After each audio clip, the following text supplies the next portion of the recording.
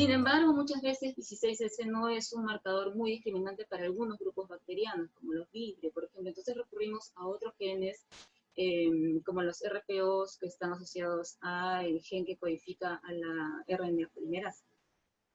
Y la meta principal es luego hacer todo este trabajo y la elección y cuántos marcadores vamos a tener para poder registrar a un organismo, hacemos este registro en las bases de datos. Ya se mencionó antes el famoso GenBank, ¿no? Que está en la plataforma del NSBI.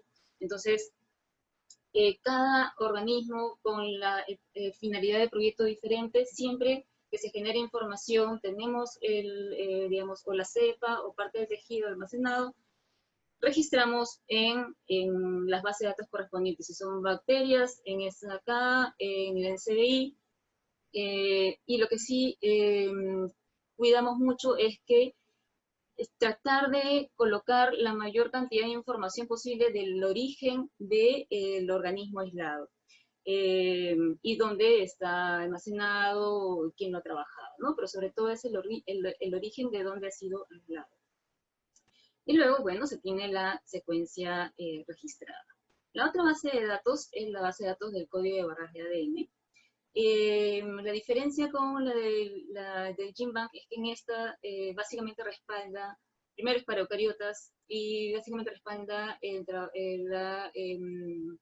registro de algunos genes, ¿no? De secuencias de genes para poder hacer la identificación de especies. Nosotros también abordamos aquí, tenemos proyectos generados en estas bases de datos,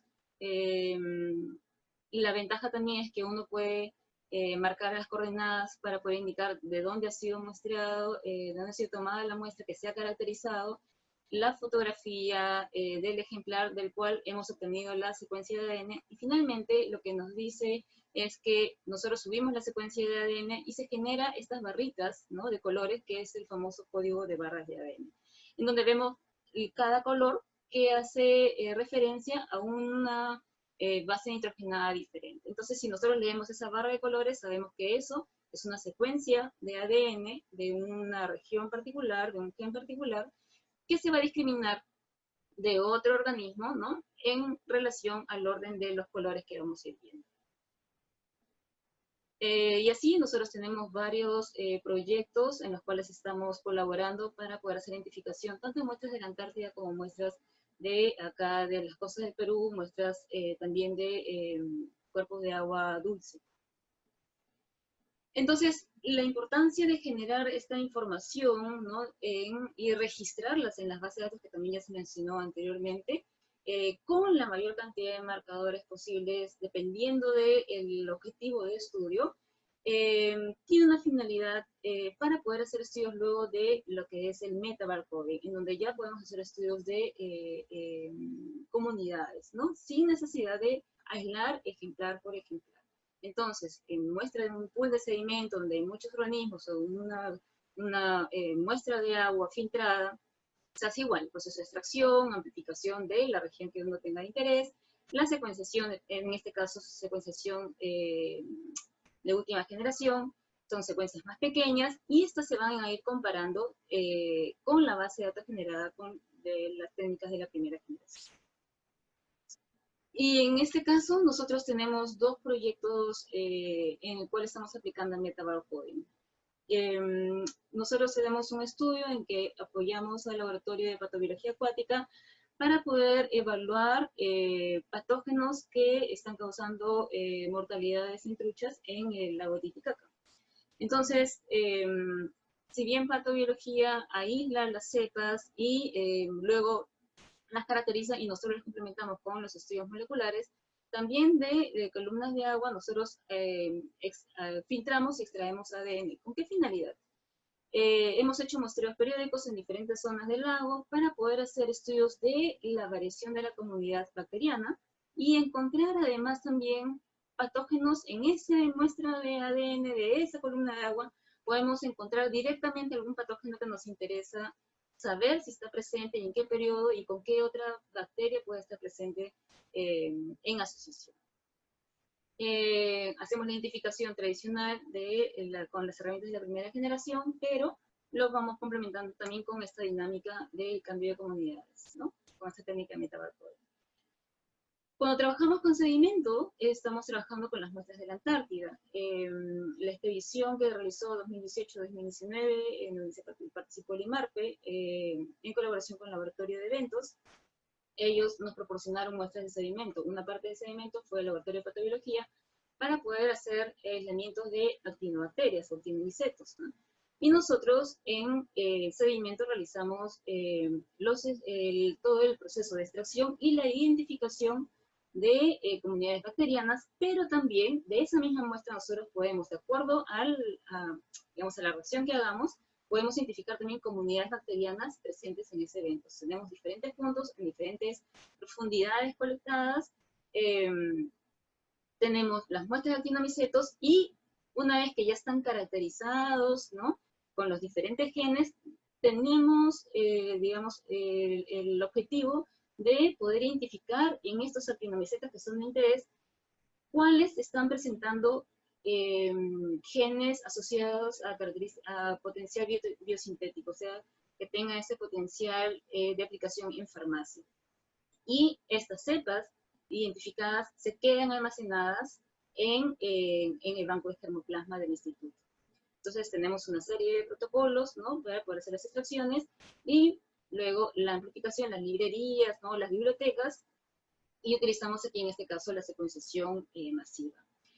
Las regiones, habíamos dicho, por ejemplo, bacterias 16S es un gen, digamos, una secuencia grande para la técnica de primera generación, pero en este caso tenemos que utilizar, dependiendo del objetivo de estudio, habíamos dicho que estaba dividido, digamos, en regiones variables. Si queremos identificar otus, ¿no?, digamos, sin una región que no es tan variable, pero que nos permite discriminar otus, se secuencia estas regiones de 3, de 4. Si queremos tener una mayor variabilidad, estamos utilizando nosotros la secuenciación y el análisis de la región B1, B3. Y obviamente esto lo vamos a comparar con las bases de datos de todo el gen completo, ¿no? Para eucariotas hay más información para los objetivos de estudio que tenemos, con secuencias ya registradas del gen 18S, y nosotros estamos trabajando con la región B9 y B1. Y también hay algunos marcadores para del gen citocromocidasa 1 trabajar para metabarcoding, o la región o 5' o 3' parcialmente, ¿no?, del gen citocromocidasa 1.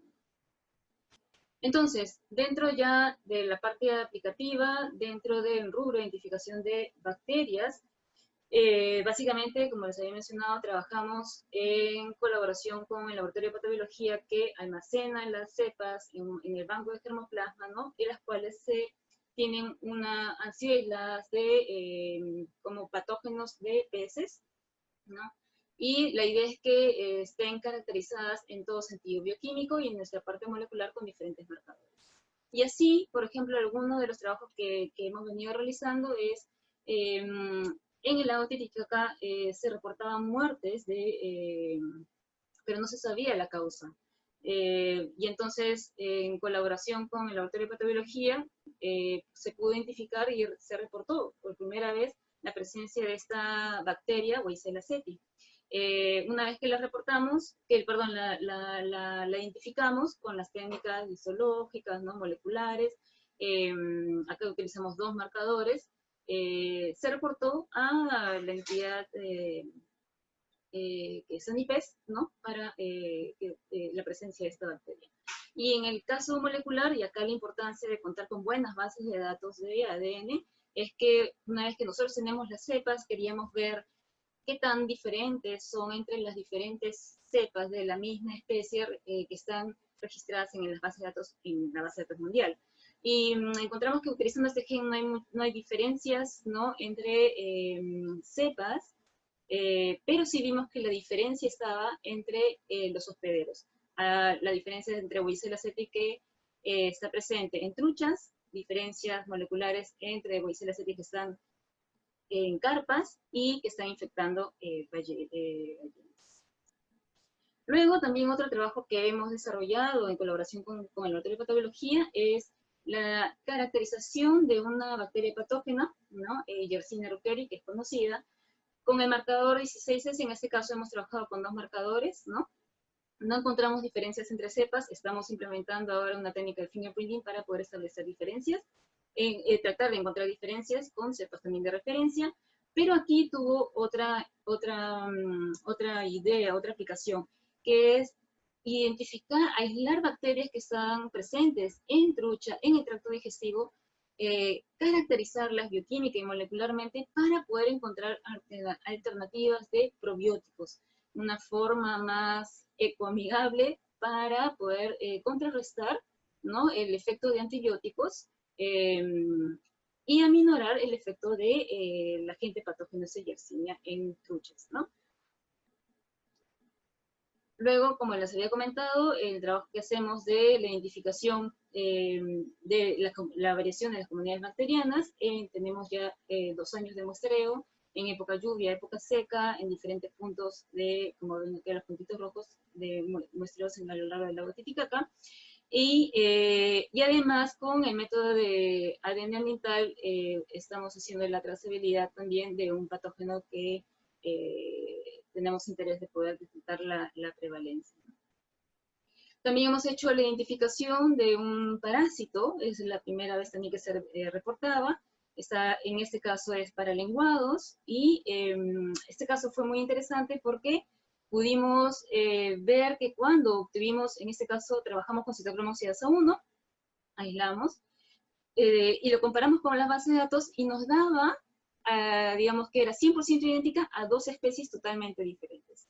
Entonces recurrimos a otros marcadores que también se encontraban en la literatura, que habían trabajado para este tipo de parásito, y trabajamos acá con el gen 18S, citocromo oxidasa 1 y beta-tubulina, y encontramos pues que había habido digamos, los europeos habían registrado este parásito como un nombre, y los japoneses con otro nombre. Entonces, haciendo los estudios filogenéticos, sacando información de las bases de datos de los diferentes, de ambos géneros con los que se estaban reportando, identificamos que realmente era Miamensis avidus, ¿no? Dentro de los estudios de los cruceros que les había mencionado, que nosotros apoyamos en el estudio de la fauna acompañante, con el área de biodiversidad, hicimos un trabajo de un crucero en 2014, de centro a norte del Perú, de poder hacer un registro de las especies, ¿no? Y que estos organismos, de los cuales nosotros estaríamos registrando, haciendo una actualización de los caracteres merísticos y morfológicos para poder hacer las identificaciones en campo de forma rápida, además que estos ejemplares estén almacenados en la colección científica del INMARPE. Entonces es un ejemplar identificado morfológicamente y también con su secuencia de ADN. Y así entonces se realizó un estudio de cerca de 50 ejemplares. Creo que teníamos ahí como 9 diferentes familias, 12 especies, y de cada uno obtuvimos las secuencias de citocromo oxidasa 1, se registró el código de barras de ADN, se registraron, ¿no? Se obtuvo un listado de qué marcadores morfológicos y merísticos deberían ser como que considerados, ¿no?, para esos estudios en campo. Y bueno, y luego tenemos una segunda parte que se está trabajando también de estos fauna acompañante de organismos demersales. En el apoyo que hacemos en laboratorios costeros muchas veces se encuentran especies no antes registradas para la zona. Entonces, de esta forma, el año pasado, en colaboración con el laboratorio de Huanchaco, se hizo la caracterización morfológica, merística y molecular de una anguila que no había sido reportada para la zona, y ahora estamos trabajando con este tiburón. Y lo interesante del tiburón en ese caso es que, digamos, la identificación de la especie no está reportada para esta zona, está reportada con otro nombre. Entonces estamos usando varios marcadores moleculares para poder hacer una caracterización más completa y que además que se quede registrada en las bases de datos de ADN. Dentro del trabajo que hacemos con la Antártida, en este marco de poder hacer el estudio de las variaciones de las comunidades, tanto bacterianas como de eucariotas, en el tiempo, en diferentes zonas, a diferentes profundidades, nos dimos cuenta que hay muy poca información de secuencias nucleotídicas de especímenes que están en la zona que le corresponde a Perú, en la Antártida. Entonces, hemos comenzado unos trabajos, este trabajo ya está en revisión, de caracterizar organismos bentónicos, ¿no? Estos son importantes por la presencia en las zonas de la Antártida, y hacer una caracterización morfológica. No encontramos, muchos han sido los primeros reportes, hemos trabajado con varios marcadores, como vemos acá, marcadores nucleares mitocondriales, la obtención del código de barras, ¿no? De acuerdo a la secuencia, ¿ven? Es la secuencia COI, la secuencia del 16S, la secuencia 18S, y los análisis filogenéticos para poder corroborar, ¿no? Confirmar la identificación de la especie. Y una parte aplicativa, o sea, si bien hemos visto estos trabajos que se vienen haciendo en el IMARPE asociados a sistemática, a estudios de conservación, una parte aplicativa es este trabajo de trazabilidad. Lo hicimos entre la academia y otros laboratorios del IMARPE, en 9 diferentes localidades desde el centro hasta el norte del Perú. Y lo que queríamos ver es la diversidad de especies que se consumen, ¿no? Desde las zonas de desembarque hasta los restaurantes. Y entonces, bien, tuvimos más de 100 muestras colectadas, y lo que encontramos fueron como 55 especies identificadas. Algunas de ellas, por la falta de información en las bases de datos, no podíamos llegar a esta especie, y obviamente aquí ya no tenemos el ejemplar, ¿no? Porque es una parte del tejido con lo que se trabaja. Y algo interesante que también encontramos es que el mislabeling o la mala identificación, o sea, que les venden un pez, pero realmente es otra especie, el reporte fue más o menos del 27%. Y algo más preocupante es de que detectamos aquí la comercialización de especies que eran protegidas y que están en la lista roja, ¿no? En peligro de extinción. Entonces, y aquí radica la importancia de por qué tenemos que tener bases de datos de ADN, pero bien, digamos, referenciadas con el origen, ¿no? De la procedencia de la muestra. Bien, muchas gracias. Bueno, el día de hoy les voy a hablar sobre las investigaciones que nosotros venimos haciendo aquí en el Instituto de Investigaciones de la Amazonía Peruana, una institución fuertemente comprometida con la conservación y manejo sostenido de los recursos de flora y fauna amazónica, ¿no?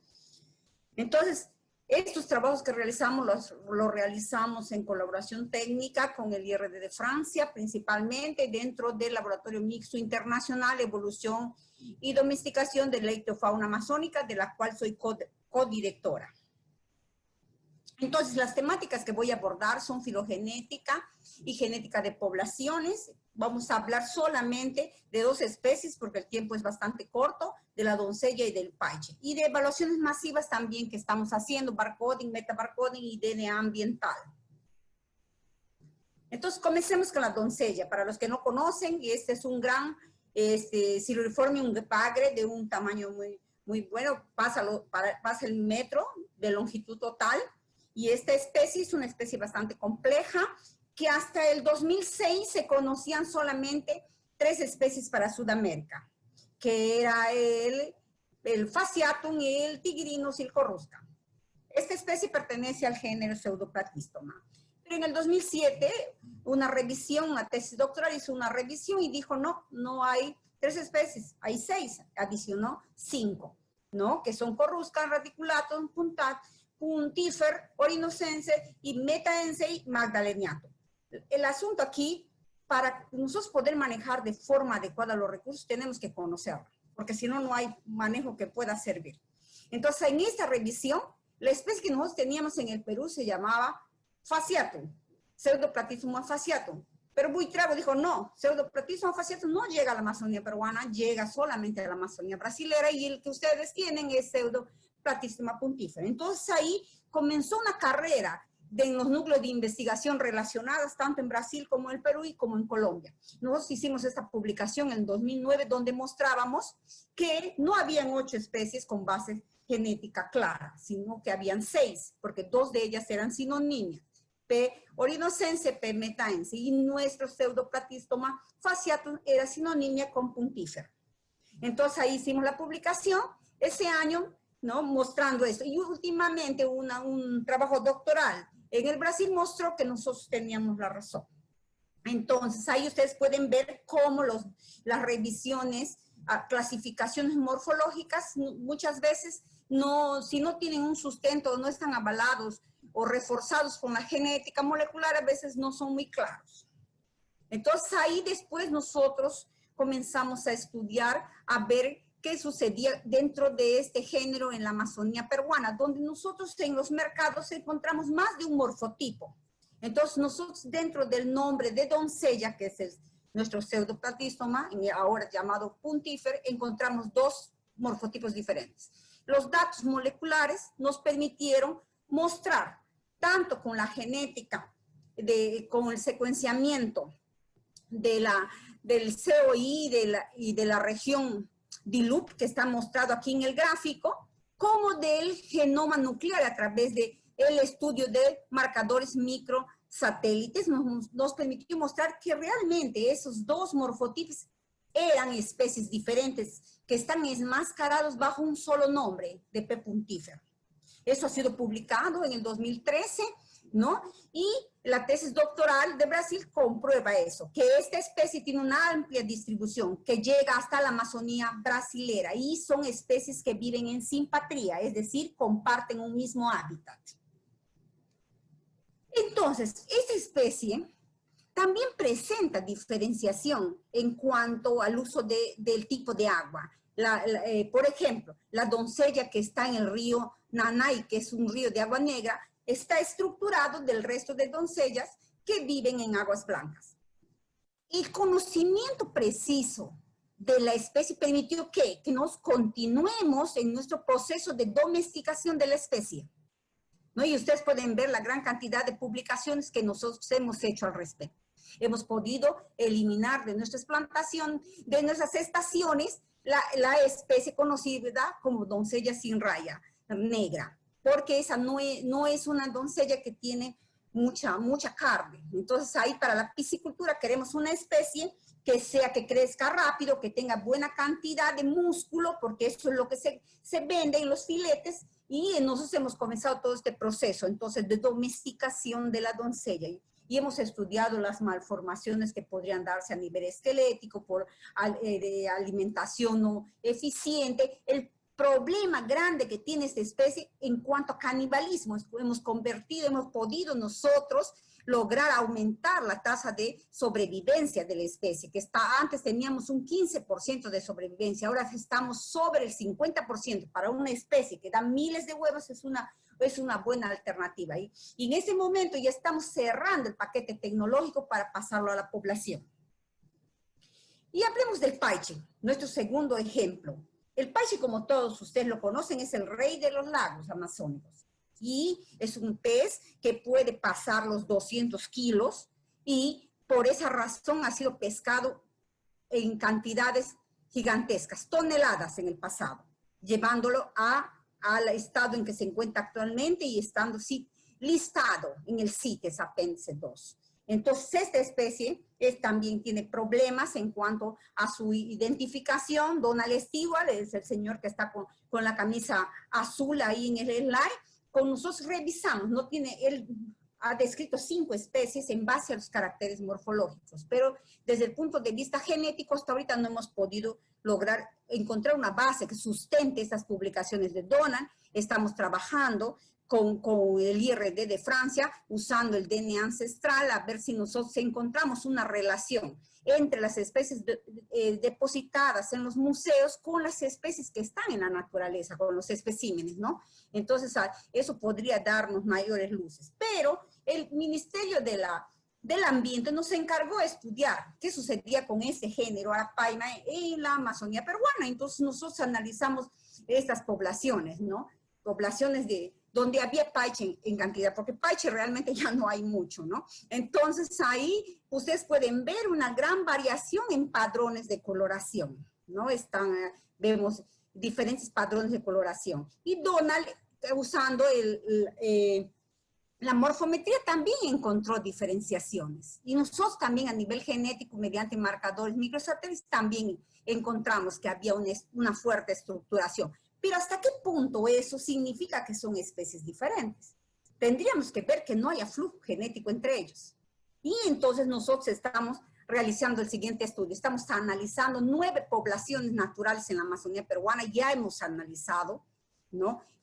Tenemos analizado más de 500 individuos, ¿no? Con 11 marcadores microsatélites. Y nosotros ya tenemos una idea clara. Esta especie es bien compleja, tiene una fuerte estructuración entre sus poblaciones, es decir, las poblaciones son diferenciadas, por lo cual nosotros no recomendamos la traslocación de poblaciones de una cuenca a otra.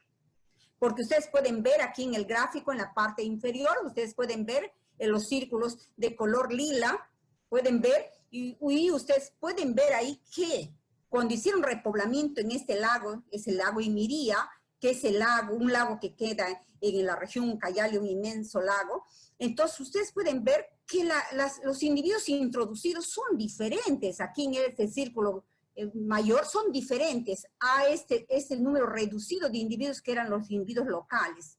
Entonces, ahí, ¿qué sucede cuando hacemos eso? Por un lado, estamos introduciendo animales de la piscicultura, todos medios hermanos, en el mejor de los casos, ¿no? Y otros individuos nativos con perfiles genéticos diferentes. Entonces, ¿qué hacemos? Eliminamos la población local, lo que no es bueno. Entonces, esos estudios sirven para eso, para reforzar los planes de manejo. Y ahora estamos estudiando los paiches que hay en la reserva Pacay-Samiria y estamos viendo que esta especie inclusive presenta estructuración dentro de un mismo lago. Parece que ellos se reproducen en clados, en clústeres. Estamos haciendo 3 clases, estamos analizando año por año para ver si esos mismos clases se repiten. Entonces, significaría que tenemos que readaptar los planes de manejo para esta especie, si queremos que ella sobreviva en el tiempo.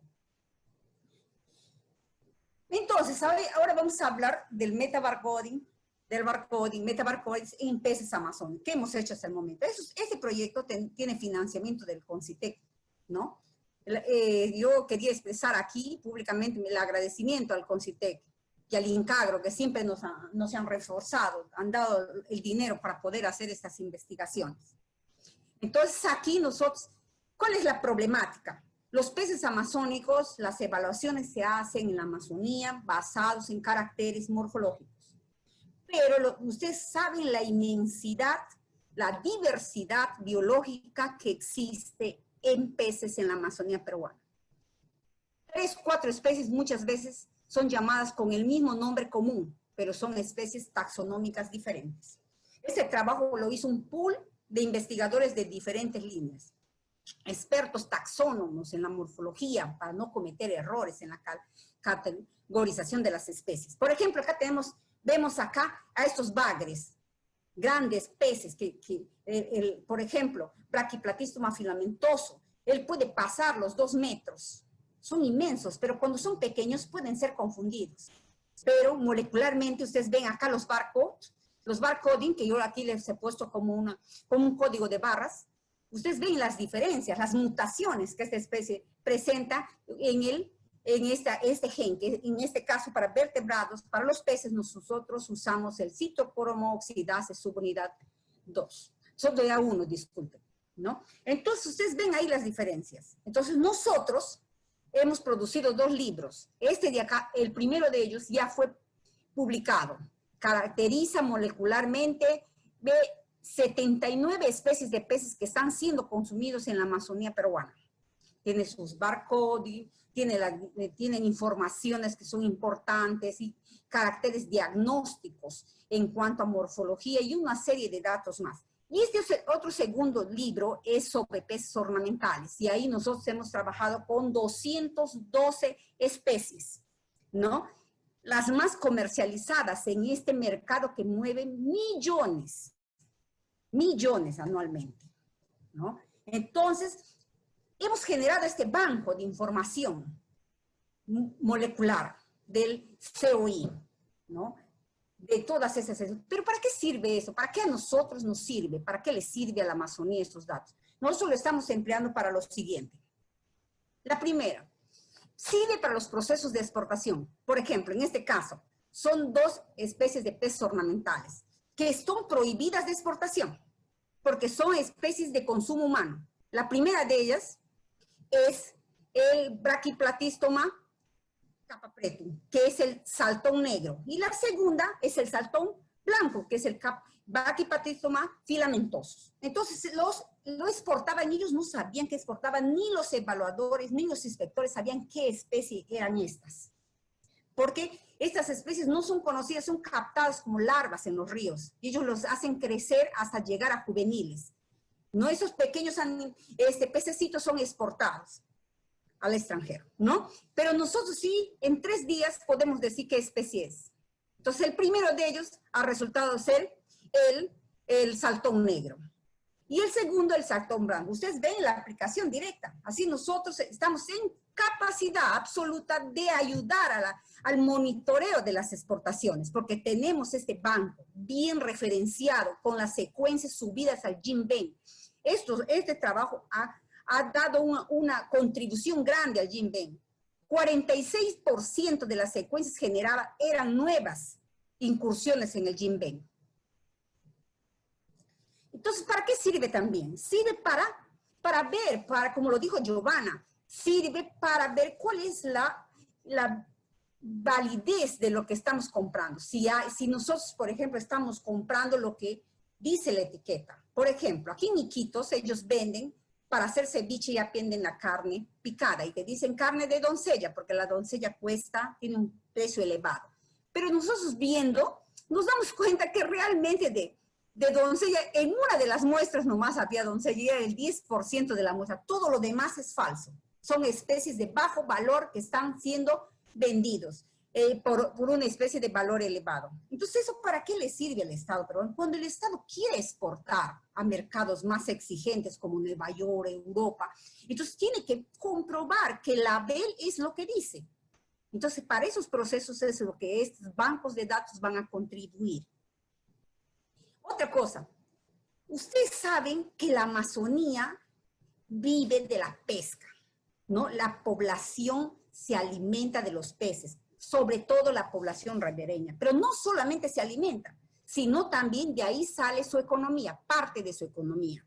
Entonces nosotros tenemos que trabajar para conseguir las informaciones necesarias para hacer que estos stocks pesqueros sobrevivan al tiempo.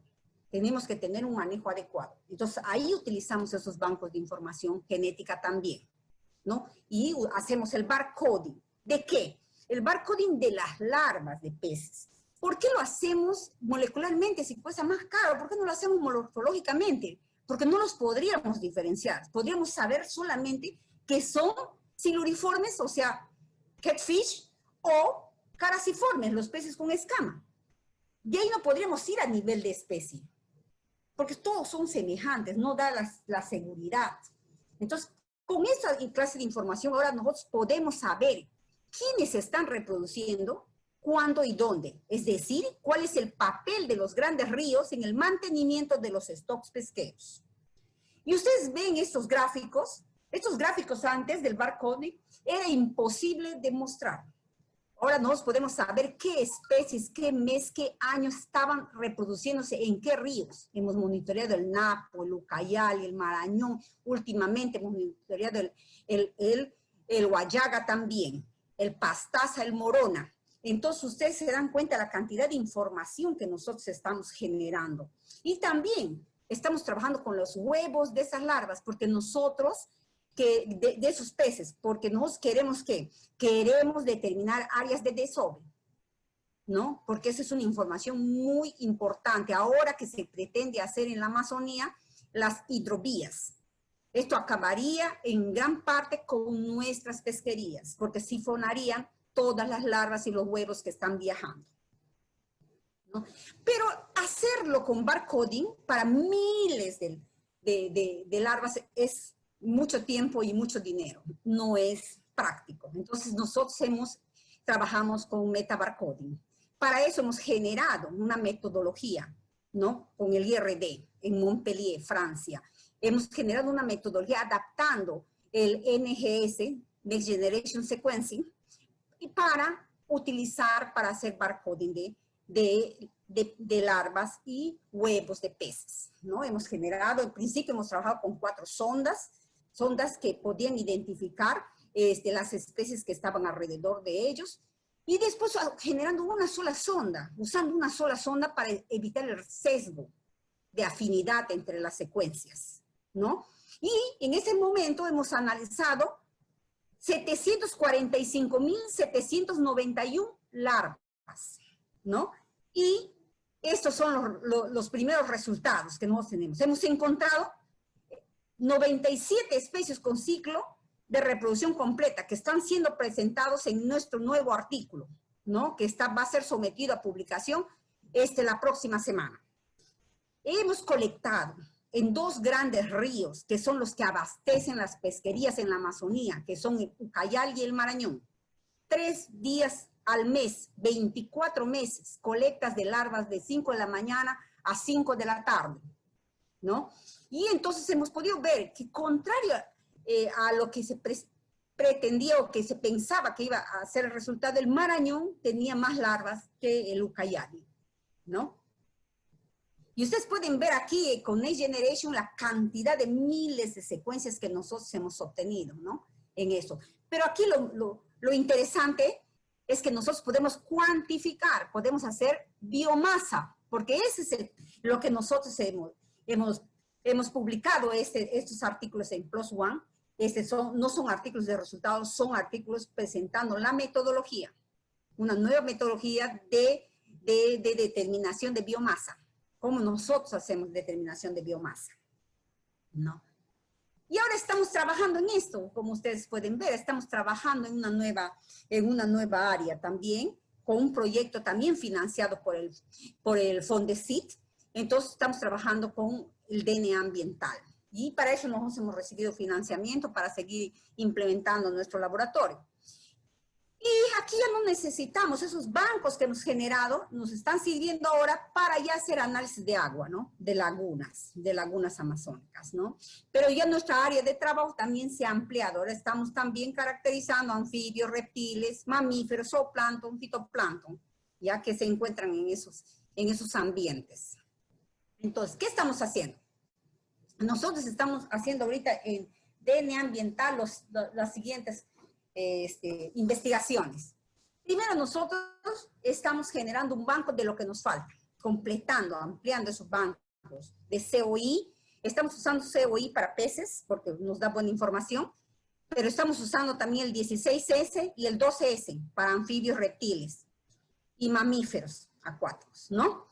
Entonces ahí estamos nosotros sacando información de todo lo que posiblemente esté en el agua, porque hemos hallado en las primeras análisis que hemos hecho hasta DNA de llamas en el agua de ríos amazónicos. Es una cosa muy graciosa. Hasta especies raras que no se pensaba que había en la Amazonía peruana o en la Amazonía boliviana hemos encontrado, porque esto lo hacemos dentro de una red de investigación a nivel de Amazonía continental, es decir, Brasil, Colombia, Perú, ¿no? Ecuador, varios países, ¿no?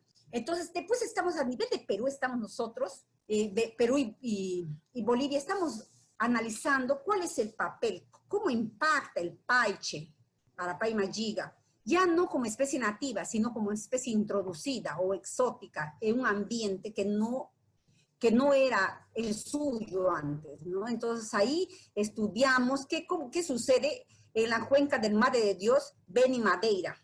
Entonces ahí nosotros estamos viendo cómo este paiche que se ha escapado de pisciculturías en la región de Madre de Dios, en el lago Valencia, por los años, en el siglo pasado, cómo ha impactado, queremos ver el gradiente de impacto sobre la biodiversidad, porque él come peces. Entonces, ¿qué ha disminuido esa diversidad con la presencia del paiche en esos ecosistemas, sí o no? ¿Cuánto ha subido? ¿Cuánto ha variado? Pues, felizmente existen líneas bases de diversidad anterior a la entrada del paiche en la cuenca del río Beni, por ejemplo, ¿no? Y del Madeira. Entonces, eso va a ser una información muy buena que nosotros estamos obteniendo en colaboración internacional con otros investigadores. Y un proyecto también, dentro del proyecto financiado por el CONCITEC, nosotros estamos aquí viendo cuál es el papel, ¿no? Está cumpliendo con su papel de ser el preservador de la biodiversidad, nuestra Reserva Nacional Pacay-Samiria. Existe más diversidad biológica dentro de lagos, dentro de la Reserva Pacay-Samiria, en comparación con su zona buffer, ¿no? Con su zona de amortiguamiento y otras lagunas fuera de esta zona. Es importante saber eso, ¿no? Para ver si nuestra área de conservación está cumpliendo su papel. Entonces, eso es lo que estamos haciendo ahorita nosotros, ¿no? Otra idea que nosotros tenemos es evaluar cómo impacta la minería. No estamos ya colectando muestras. ¿Cómo impacta la minería? ¿No? ¿Cómo está esta información? Con toda esta información nosotros estamos de biodiversidad, que se va a llamar OVA, ¿no? Y estamos buscando financiamiento del gobierno francés y estamos tocando puertas aquí también en el Perú para ver cómo financiamos esto, que es una necesidad del Perú, contar con un observatorio de biodiversidad donde se pueda catalogar perfectamente los seres que la biodiversidad amazónica, con el trabajo conjunto, tanto de taxonomistas que son, sin ellos no podríamos hacer nada. Ellos son los que conocen la especie morfológica y nosotros lo caracterizamos molecularmente. Es un trabajo conjunto, ¿no? Para que nos da esa fortaleza. Entonces, esos son resultados preliminares que nosotros tenemos de DNA ambiental. Ustedes pueden ver, ya tenemos algunos resultados, pero la mayoría de la información, ese 70% de la información es realmente de invertebrados, ¿no? De pequeños organismos, zooplancton, fitoplancton, de cosas así pequeñas, ¿no?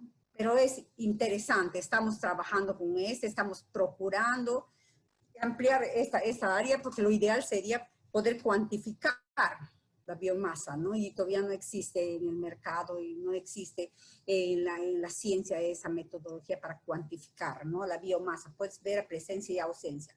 También en eso estamos trabajando dentro de Aguas Amazónicas, un proyecto con la Universidad de Cornell.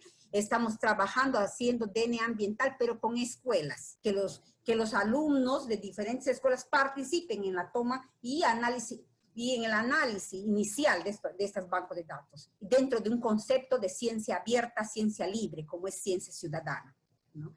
Muchas gracias por su atención. Ustedes pueden ver aquí todas estas personas que están aquí en esta fotografía, participan de estas investigaciones. Estas investigaciones no se pueden hacer con una sola persona. Es el trabajo conjunto de un grupo de investigadores y alumnos, ¿no? De extranjeros y nacionales, del Museo de Historia Natural de San Marcos, el profesor Hernán Ortega, los colegas de Francia, Jean-François Renaud, Fabrice Duponchel, Cédric Mariac, Guilain Stevens, el experto en peces ornamentales, Carlos Chuquipiondo, Cristian Nolorbe, el staff del IAP, ¿no? Aurea García, Homero Sánchez, Carlos, Diana y todos los demás. Muchas gracias por su atención.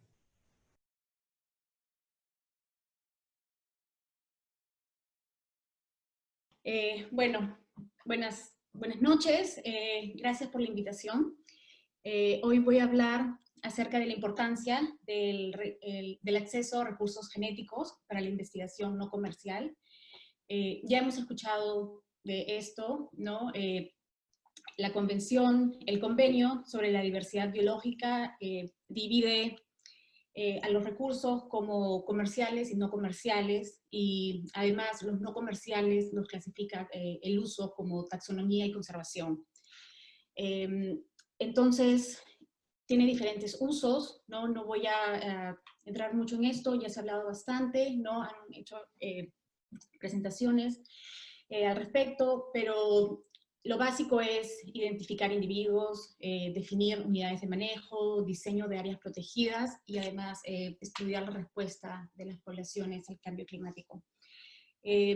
Algunas de estas cosas pueden sonar un poco extrañas y un poco complicadas, tal vez.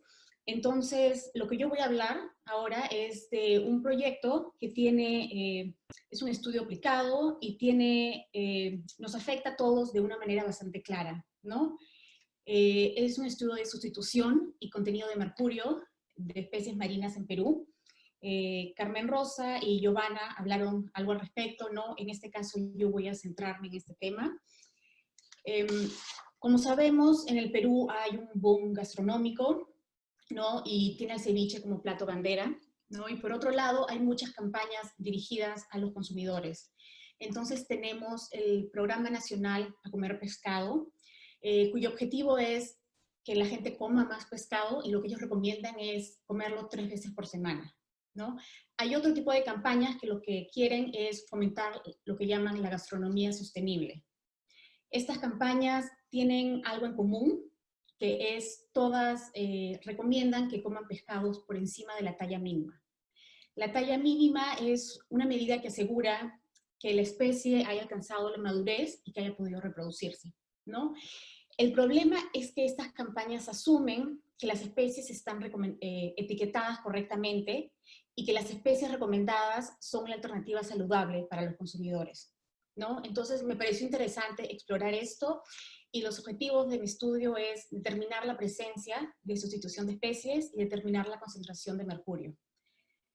El mercurio es un metal tóxico que en los ambientes marinos se acumula en la cadena trófica y luego cuando las personas consumen los pescados están consumiendo ese mercurio y también se concentra, ¿no?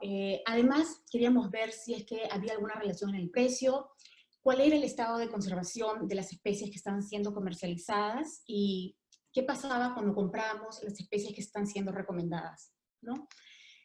Cuando empezamos este estudio no había nada publicado en Perú, ¿no? Esto fue en el 2017 y colectamos muestras entre mayo y julio y fuimos a mercados mayoristas, mercados minoristas, supermercados, restaurantes y puntos de desembarque en Tumbes y Lima. Colectamos 449 muestras y luego hicimos la secuenciación del gen mitocondrial, citocromo oxidasa 1, y comparamos los resultados con la base de datos BOLD. Para determinar si las muestras estaban mal etiquetadas, usamos los nombres comunes del catálogo comentado de los peces marinos del Perú. Para el análisis de mercurio, usamos una submuestra de 271 muestras y lo que medimos fue el mercurio, la concentración total de mercurio, ¿no? Lo que queríamos era comparar los niveles de mercurio que habíamos obtenido en este estudio con los límites máximos permisibles para Perú, ¿no? Que había establecido el Servicio Nacional de Sanidad Pesquera. Estos límites son los mismos que usa la Organización Mundial de la Salud, ¿no? Y dividen a los pescados en dos grupos, ¿no? El primer grupo son todos los pescados menos los pescados del segundo grupo. Y el límite es 500 nanogramos. En el segundo grupo hacen un listado y ponen al bonito, anguila, merlín, tiburón, entre otras especies, ¿no? Cuando dicen tiburón, ponen en paréntesis todas las especies de tiburones. Y el límite para estos es 1000 nanogramos. Entonces, por otro lado, la Agencia de Protección Ambiental de Estados Unidos tiene un solo límite que es 300 nanogramos, ¿no? Este límite está basado en estudios de salud en humanos. Estos límites están respaldados por la comunidad científica. No he encontrado el por qué Perú y la Organización Mundial de la Salud usan estos límites diferentes. Parece que es por un tema más de la comercialización de estas especies, ¿no? Entonces nosotros lo que hicimos fue usar únicamente los límites de la EPA, ¿no? Luego, para ver si había alguna relación con el precio, usamos el precio que estaba disponible para 48 especies, el precio en soles en mercados mayoristas, y creamos 4 grupos. El primer grupo, el último grupo, disculpa, es todas esas especies que no tenían ningún precio disponible. Lo dividimos en percentiles y para hacerlo más simple, vamos a llamar a estos bajo, medio, alto y el grupo sin precio, ¿no? Finalmente, las guías de consumo responsable tienen diferentes sugerencias y de qué pescado comer, qué pescado evitar, y además estas muchas veces no están de acuerdo una guía con otra, ¿no? Entonces, para hacer esto de una forma un poco más simple, juntamos estas guías y las separamos las especies en 2 grupos. El grupo que es mejor opción, que son las especies que ambas guías recomiendan, y el grupo otros, que son simplemente las otras especies en las que no había un desacuerdo o que simplemente no estaban incluidas en la guía, ¿no? Entonces ahora voy a entrar a la parte de los resultados. En total, vimos que el 33% de las muestras estaba mal etiquetada, ¿no? Luego, cuando vimos a las muestras que fueron compradas como mejor opción, un 15% estaba mal etiquetado, ¿no? Luego, cuando vamos por punto de venta, las muestras de restaurantes estaban mal etiquetadas en un 60%, ¿no? Esto es algo que se ha encontrado en otros estudios, no solo en el país, internacionales. Es algo común. Luego, cuando vimos las muestras que estaban mal etiquetadas, por qué otras especies estaban siendo reemplazadas, ¿no? La mayor parte eran muestras de menor valor, ¿no? Eso también es algo que se esperaba en cierta forma. Luego vimos cuál era el estado de conservación según la lista roja de la Unión Internacional para la Conservación de la Naturaleza, ¿no? Encontramos solo una especie que está clasificada como en peligro, y era el tiburón diamante. Esta especie cambió de estado el año pasado, pasó de ser una especie vulnerable a una especie en peligro, ¿no? Luego, entre las especies vulnerables, una de ellas era el tiburón martillo, y encontramos 7 muestras, identificamos 7 muestras como tiburón martillo, pero todas estas fueron adquiridas con otros nombres de tiburones e incluso otros peces. Y finalmente, entre las especies consideradas casi amenazadas, resaltaba el tiburón azul, porque compramos 56 muestras y casi la mitad de estas estaba mal etiquetada, ¿no? Luego, esto es un poco la parte internacional, ¿no? Ahora, cuando vamos a especies que estaban prohibidas en Perú, desde el 2008 está prohibido capturar picudos, ¿no? Este es merlín azul, merlín negro, merlín rayado y el pez vela. Encontramos 6 muestras de merlín negro y 2 muestras de pez vela, y estas están siendo comercializadas como aguja y pez aguja blanca, ¿no? También encontramos al delfín común de rostro corto, una muestra, y en este caso la muestra estaba etiquetada de forma correcta. La carne de delfín se conoce como muchame, ¿no? Pero sin embargo todos sabemos que la carne de delfín está prohibida desde los 90s.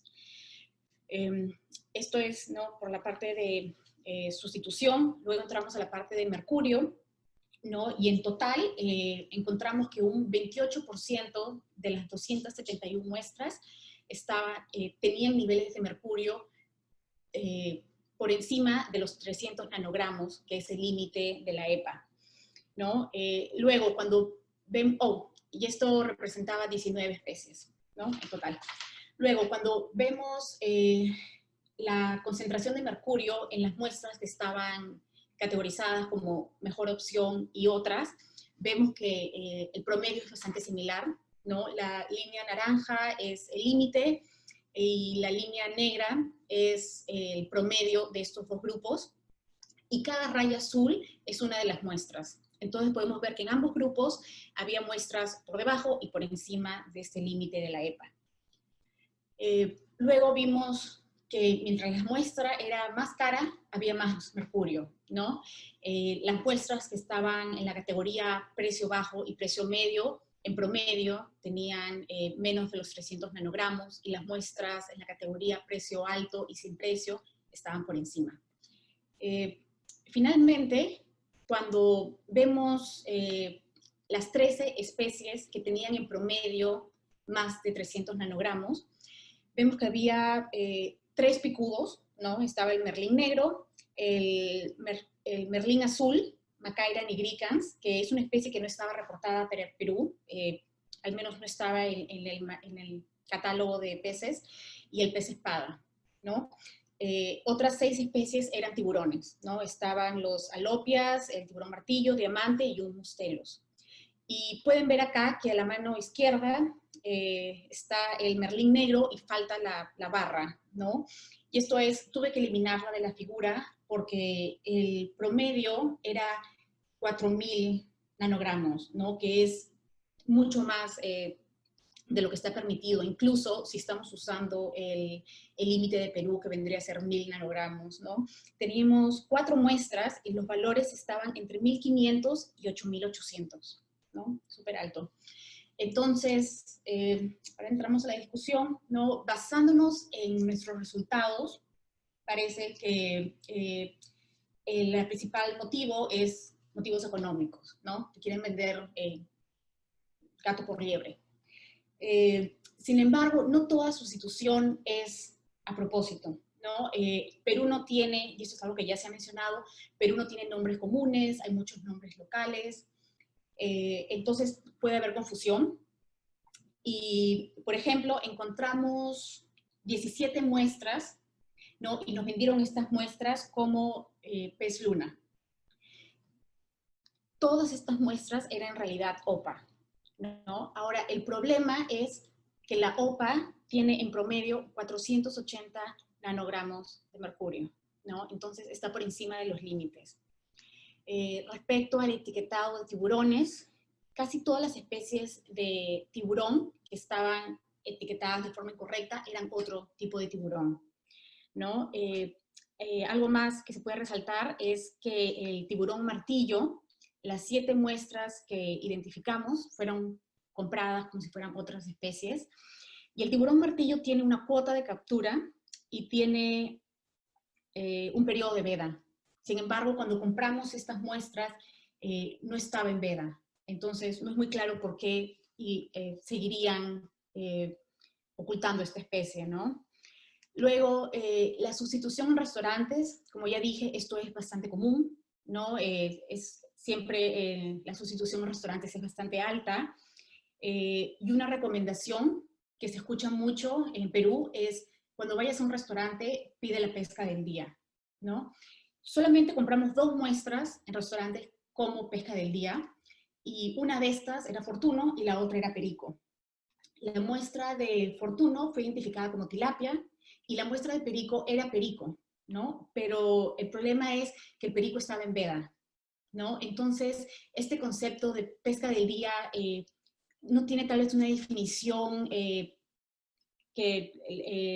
la gente de los restaurantes conozca o no, no está muy definido tampoco.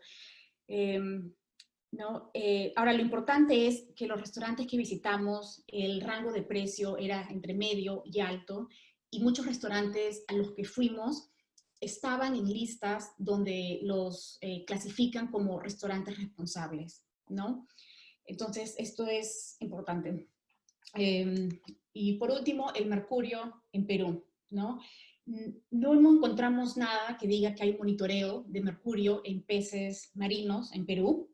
Lo que sí vimos es que hay una restricción para la captura, la venta y el consumo de la mota punteada en Madre de Dios, ¿no? La mota punteada tenía entre 520 y 890 nanogramos de mercurio, y esto está por encima del límite de los 500, ¿no? Por eso prohibieron su consumo. Nosotros hemos encontrado muchas especies con límites mucho más altos, ¿no? Que no tienen ningún tipo de restricción. Lo otro importante es la dosis de referencia, ¿no? La EPA tiene una dosis de referencia de 0.1 microgramos por kilo al día, ¿no? La dosis de referencia es cuánto mercurio puedes comer de forma saludable al día, ¿no? Entonces, por ejemplo, una mujer de 60 kilos puede consumir 6 microgramos al día o 42 a la semana. Si esta mujer come una porción de carne de tiburón y usa los datos de nuestro estudio, estaría consumiendo entre 2.4 y 286 microgramos de mercurio. Esto es casi 7 veces lo que debería comer a la semana. Entonces, esto es algo, puede parecer un poco exagerado, ¿no? Pero incluso hay investigadores que dicen que la dosis de referencia de la EPA debería ser más baja para mujeres embarazadas, para mujeres en edad reproductiva y para niños pequeños, ¿no? Entonces, como conclusión, tenemos que la sustitución de especies hace que los esfuerzos de las campañas de consumo responsables sean menos efectivas. El mercurio en especies marinas es un problema, aún si es que no hay sustitución, ¿no? Entonces, no puede haber una gastronomía sostenible si no se está considerando la salud de las personas, ¿no? Los factores para estas recomendaciones deberían ser diferentes a la talla mínima. Y para terminar, no siempre me preguntan, entonces, ¿qué cosa como? Y de acuerdo a los resultados de este estudio, yo creo que una buena candidata es la lisa, ¿no? La lisa tiene niveles muy bajos de mercurio, el precio está en el grupo bajo, es una especie de preocupación menor, ¿no? En cuanto a conservación. De las 15 muestras que compramos de lisa, todas eran lisa, y la lisa era la especie más común usada como sustituto en restaurantes, ¿no? Entonces, muchas veces cuando digo lisa, la gente dice, la lisa es cochina, la lisa es fea, la lisa tiene parásitos. Yo digo, bueno, si estás yendo a restaurantes, tal vez estás comiendo lisa, ¿no? Y no tiene nada, tal vez nada, si te gusta. Y bueno, acá termina, ¿no?, la parte de mi estudio. Voy a hablar rápidamente acerca de los próximos estudios de ecociánica.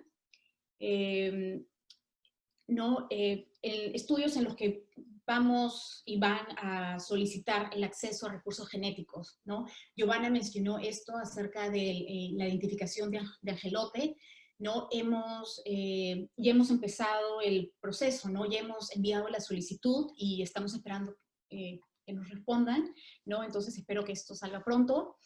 Y otros estudios en los que yo no voy a participar, pero Ecociánica los va a hacer, ¿no? El primero es la estructura genética de la población de tiburón ballena. Este año salió un estudio con muestras alrededor del mundo y se puede ver que en esta parte del Pacífico hay un vacío tremendo, ¿no? Entonces, Ecociánica quiere colectar muestras de tiburón ballena para hacer esto.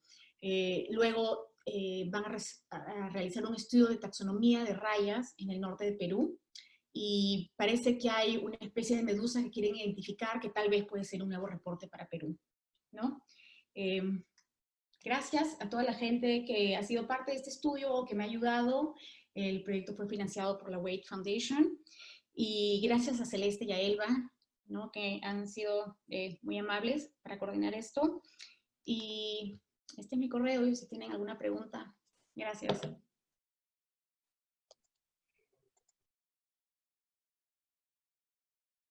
Gobierno del Perú. El Perú primero.